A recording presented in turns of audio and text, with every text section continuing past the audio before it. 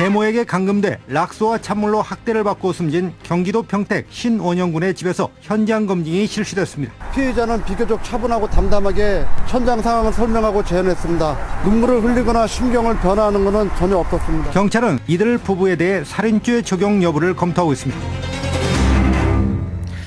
우리가 애타게 찾던 그 아이 원영이는 결국 지난 토요일 싸늘한 주검으로 발견됐습니다.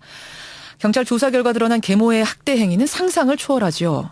베란다에 가두고 밥을 굶기기 일쑤였고 소변을 잘 못 가린다고 온몸에 락스를 퍼부은 채 화장실에 가두기도 했습니다. 이 화장실에 가두는 행동은 지난 3개월 그러니까 겨울 동안 집중됐는데요. 영하 10도가 넘는 추운 날씨에 찬물을 끼얹고 아이를 발가벗긴 채 난방도 안 들어오는 빌라 화장실에다가 가뒀다는 겁니다. 하루 종일 가두다가 이 원영이가 참을 수 없어서 문을 열고 나오려고 치면 무섭게 매질을 한 뒤에 다시 화장실에 가뒀답니다. 그렇게 3개월을 보낸 어느 날 원영이는 화장실에서 숨진 채 발견이 됐습니다. 이 사건을 보면서 이해할 수 없는 건 대체 아버지 신 씨는 이런 상황을 몰랐던 건가? 알았다면 어떻게 가만히 있을 수 있었는가? 상식을 넘어서는 부분이 한둘이 아니죠. 이 원영이 사건을 가장 가까이에서 수사한 경찰 한 분 연결하겠습니다. 평택경찰서 박덕순 형사과장 연결을 해보죠. 과장님 나와 계십니까? 예, 안녕하십니까. 평택 형사과장입니다. 이틀 동안 잠을 한숨도 못 주무셨다고요? 이틀도 더 네. 쭉 많이 못 잤습니다. 참 고생 많으십니다. 예. 어제 그 집과 야산에 걸쳐서 현장 검증이 있었는데 예, 분위기가 어땠습니까? 그 시민들이 많이 오셔가지고 살인죄로 처벌하라, 뭐 얼굴 공개하라 등의 구호를 외치면서 분노가 그 현장에 그대로 전달되는 걸 느꼈습니다. 예. 아니 그 뭐 얼굴 가리는 얘기가 나와서 그렇습니다만 정말 계모와 친부가 귀밖에 안 보이던데 예. 이거는 이렇게 해야 되는 건가요? 그 법률에 예. 그 얼굴 공개를 하는 죄나 그런 게 다 해당되는 게 있습니다. 그러니까 이 건도 거기에 해당이 되는지 여부에 대해서 저희가 심사를 했거든요. 근데 일단은 네 가지가 다 충족해야 되고 가장 또 중요하게 생각하는 게 피해자의 누나 있지 않습니까? 예. 누나가 또 앞으로 사회생활을 제대로 하기 위해서는 비공개가 좀 필요하다고 결정돼가지고. 그래서 원영이 누나 때문에. 예. 반성의 기미는 좀 보이던가요? 반성의 기미는 전혀 없다고 봐야죠. 조사할 때도 경찰관의 추궁의 얼굴을 뭐 빳빳이 세우고 그런 경우도 있었고요.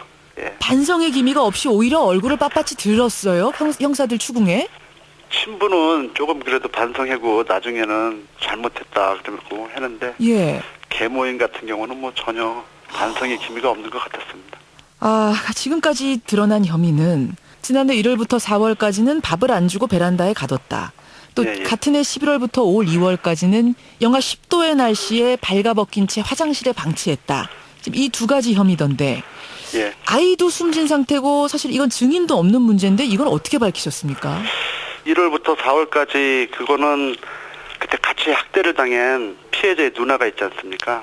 누나가 이제 그 확인이 된 거고요. 그때는 누나랑 같이 살았던 거고. 네네네. 예. 올 겨울에는 누나는 친할머니 집으로 보내진 뒤였잖아요. 예. 그 부분은 일단 그 부검 결과랑 진술이 자기가 그렇게 락스를 뿌렸다는 거 있는데 그 사체를 발견하고 부검한 상태를 보니까 석회와 그거는 이제 괴사가 됐는데 그거는 락스에 연거라는 그 국가서 감정이 있습니다. 그러니까 사체를 부검해 보니까 그 락스를 뿌려서 상처가 석회화한 게 드러난 거예요. 예. 아니 그 락스를 왜 뿌렸답니까? 그 락스가 뭔지는 알고 뿌렸답니까?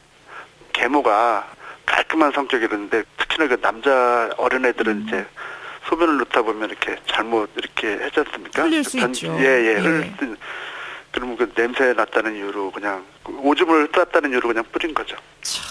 그리고 또 학대 당하고 부검 결과 위 내용물이 하나도 없는 상태로 확인이 됐거든요. 그러니까 밥을 전혀 안 줬다는 거죠. 며칠 동안은. 그러면 이 외에도 다른 학대가 훨씬 더 많이 존재했을 가능성이 있다는 얘기네요.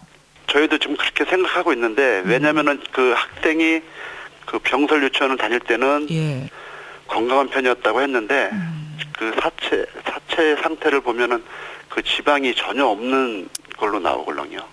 이제 아사히 단계로 되는 거죠. 예.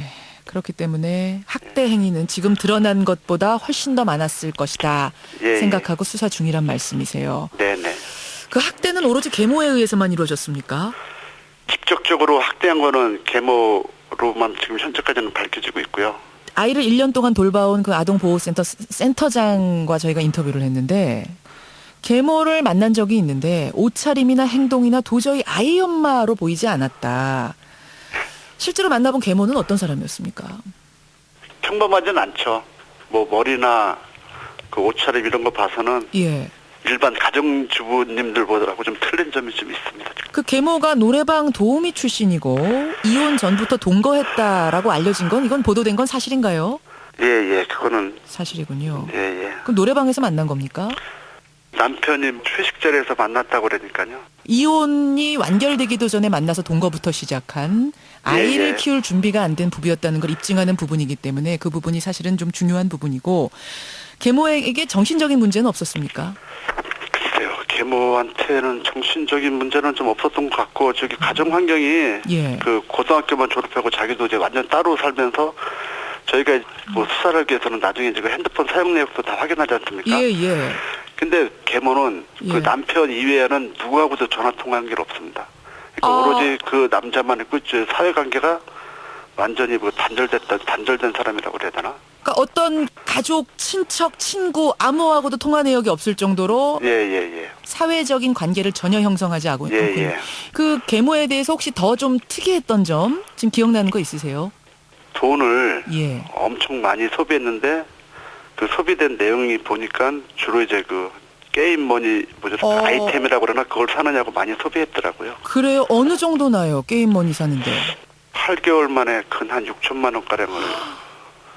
6천만 원이요? 예. 근데 이게 그 전부 다 아이템을 샀는지는 더 확인해 봐야 되는데 그쪽 게임에 드는 대로 계좌에서 빠져나간 게 세상에. 있거든요. 예. 아, 이건 전혀 안 드러난 부분인데 게임에 빠져 있었다, 계모가. 아, 이건 또 어떤 추정을 가능하게 하냐면 게임에 중독돼서 아이가 옆에서 돌본다는 것이 굉장히 귀찮아지고 그래서 아이를 화장실에 가둬놨을 가능성 뭐 이런 것도 추정이 가능하네요. 기존의 그 아동학대 사건처럼. 그런가 이 사람 같은 경우도 이제 그 애가 없으면 자기 부부끼리는 잘 살 수 있다 이 생각을 가지고 있어가지고 학대를 좀 심하게 했던 것 같습니다. 그 친부는 그 지역 항만 회사에 근무하는 직장인 맞습니까? 평택 항에 근무하는데 공무원 아니고요. 일반 회사원입니다. 일반 회사원. 예. 평범해요? 예.